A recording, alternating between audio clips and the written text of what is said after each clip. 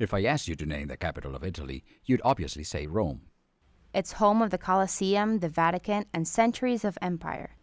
But here's a weird piece of history. When Italy finally became a unified country in 1861, Rome wasn't the capital. In fact, it wasn't even part of Italy.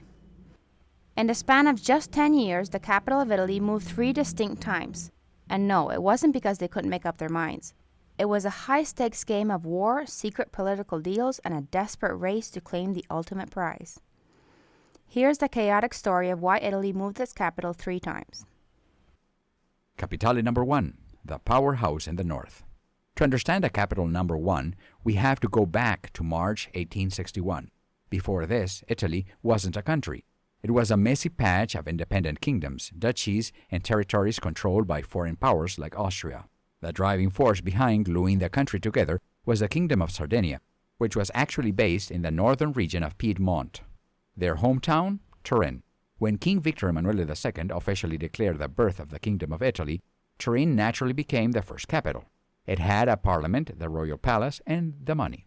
But there was a massive problem. Turin is tucked away in the far upper left corner of the country, right next to France. Strategically, it was a nightmare to defend, and logistically, it was way too far away to govern a brand new nation stretching all the way down to Sicily. Italy needed to move south. Capitale number 2, the Romantic Compromise. Now, on paper, Florence was perfect. It was centrally located, deeply tied to the Italian Renaissance, and culturally respected worldwide. But the real reason Italy moved the capital to Florence was a secret geopolitical chess move. You see, the Italian government always wanted Rome to be the capital. The problem? Rome was still ruled by the Pope, and he was being protected by a massive French army sent by Emperor Napoleon III. To calm the French down, Italy signed a treaty called the September Convention. Italy basically promised Napoleon III, hey, look, we're moving our capital to Florence. This proves we have no intention of attacking the Pope in Rome. Scout's honor.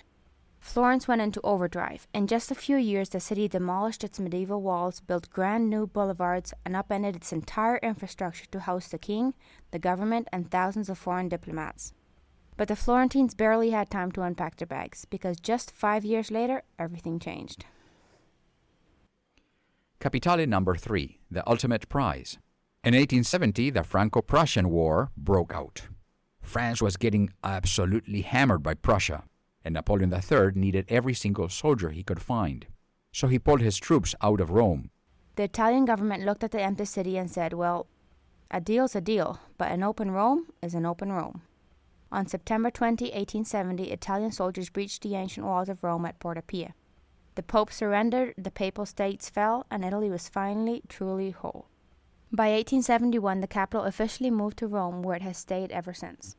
Florence was left with a massive amount of debt from a sudden upgrade, and Turin was left as the industrial heartland. But Rome regained its crown as the center of the Italian world. The legacy.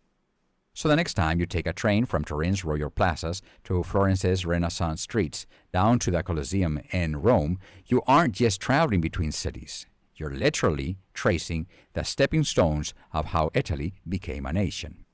If you enjoyed this look into Italy's hidden history, hit that subscribe button. Leave a comment letting us know which of these 3 cities is your favorite. And we'll see ya in the next video.